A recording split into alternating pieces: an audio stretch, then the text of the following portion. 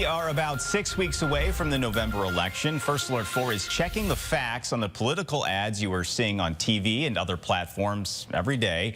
One race getting a lot of attention and money is U.S. Senate. Incumbent Josh Hawley is trying to defeat Democratic challenger Lucas Kunce. And tonight, First Alert 4's Cameron Bopp is looking into an ad attacking Hawley.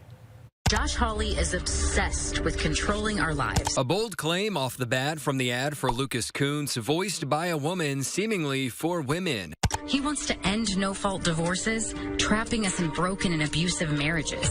The Kunce campaign cites an article penned by Hawley back in 2012 in the conservative magazine National Affairs. He urges conservatives to, quote, reconsider the wisdom of no-fault divorce. Missouri is a no-fault state and has been since the 70s, meaning there does not need to be a reason to file a petition for divorce. Proponents of the law, like the National Organization for Women, say it benefits women who are stuck in violent and abusive marriages. Those against it, like House Speaker Mike Johnson, have called it a scheme and amoral. In 2018, though, before Hawley was senator, he was also caught on a recording to have said about no fault. And states should, do what they want and experiment with things that work best. The main thing is it's got to be something that is good for women. So the claim that Hawley wants to end no fault, we say, is misleading, as Hawley's previous outward opposition has not translated to a push for legislation on the issue. He's against protections for pregnant workers.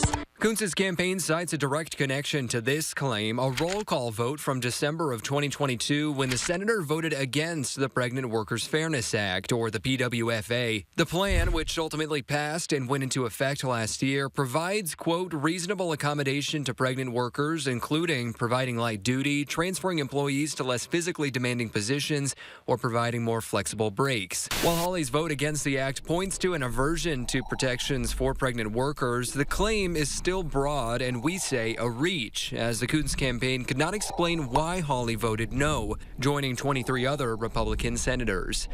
This is a claim we say could be misleading, and the senator has not hinted at any push to reverse the act. He wants to restrict IVF and birth control.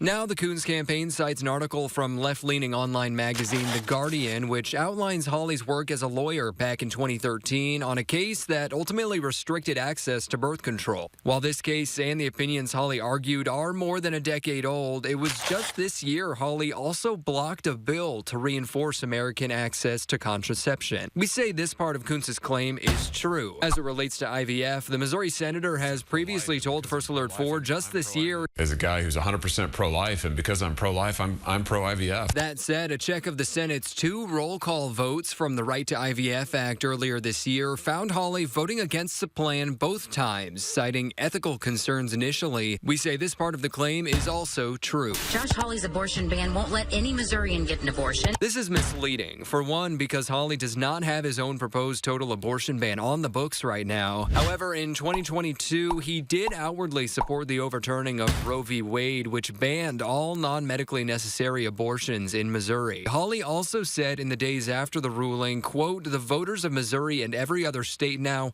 what they decide on this is going to be law, leaving the issue ultimately up to the people. Even in cases of rape and incest. And this is just false. I'm 100% pro-life, and I personally favor exceptions for rape, incest, and life of the mother. Hawley says he has supported exceptions to abortion bans for years now.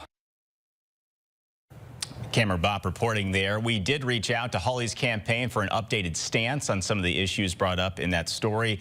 So far, we have not heard back. Now, tomorrow, we'll be fact-checking an ad targeting Lucas Kunce.